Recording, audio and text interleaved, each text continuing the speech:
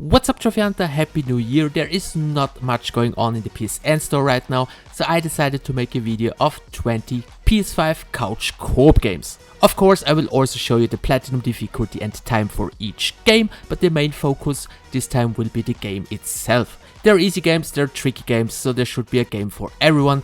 And keep in mind, there will be no split fiction, It Takes Two or A Way Out, because I think people who are looking for a couch co-op game already played those games.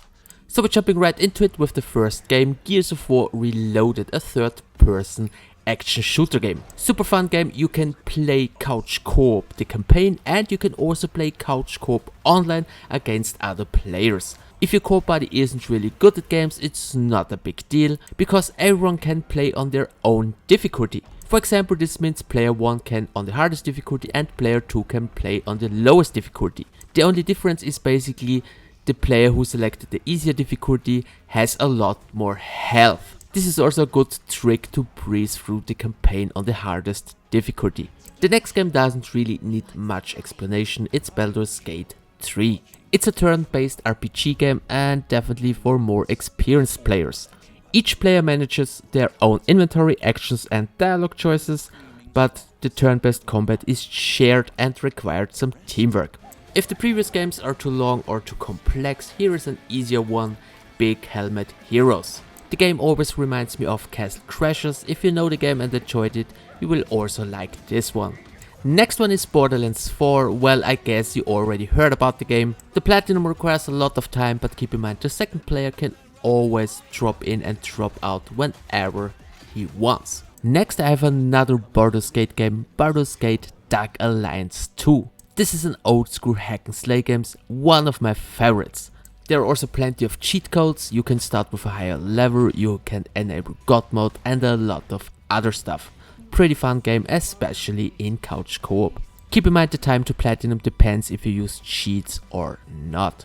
With cheats you can easily get all the trophies in less than 10 hours.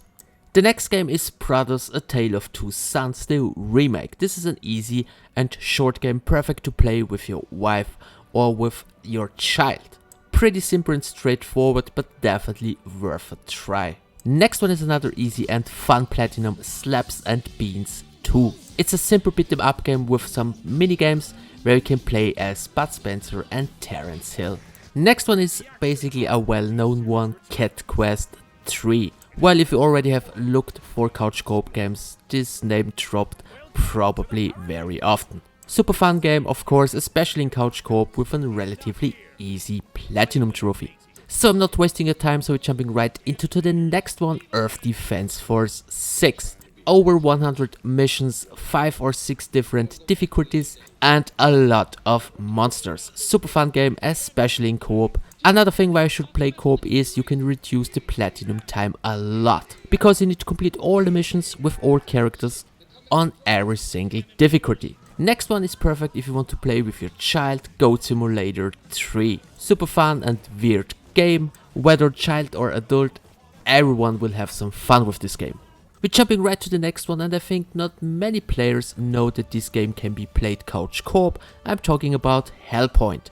It's a Souls-like game with a sci-fi setting. Please keep in mind this game requires some skill. If you like challenging couch co-op games, here is another one, Outward the Definitive Edition on PS5. It's an open world RPG mixed with some survival elements, so you need water, food to survive outside. The platinum requires several playthroughs, but playing through the game in couch co-op is a lot of fun. But only if you have some experience with RPG and survival games. Some more info, by the way, there is also a Outward 2 coming this year. So we're jumping right to the next one, Power Wash Simulator 2. What is better than cleaning a car alone? Cleaning a car together with another person. Well, not my cup of tea, but I know this game has a big fan base. Trophy wise, well, the platinum is relatively easy, but requires a bit of time. Well, next one is probably a game for everyone, Revenge of the Savage Planet. The game is an action adventure and super fun to play. Trophy wise super easy, just a bit grindy. The next game is probably a surprise for some of you guys. It's Sea of Stars, another old school turn-based RPG game. On release the game had no co-op, but with a patch they implemented couch co-op with up to 3 players. In co-op mode the game has a cool mechanic where you can help each other time your blocks and special attacks. Next is the House of the Dead remake, which is a railgun shooter, super fun game in co-op, and keep in mind there is also a second one, House of the Dead 2.